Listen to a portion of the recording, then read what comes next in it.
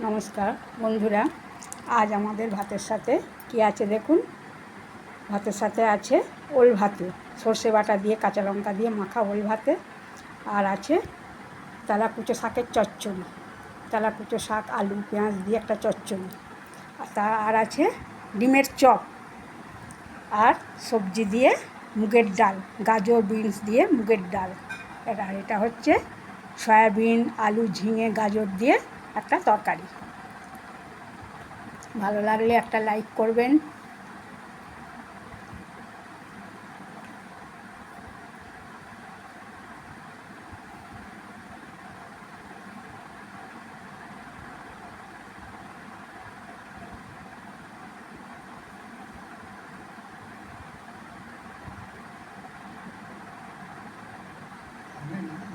দাঁড়াও না, ওটা শেষ হোক।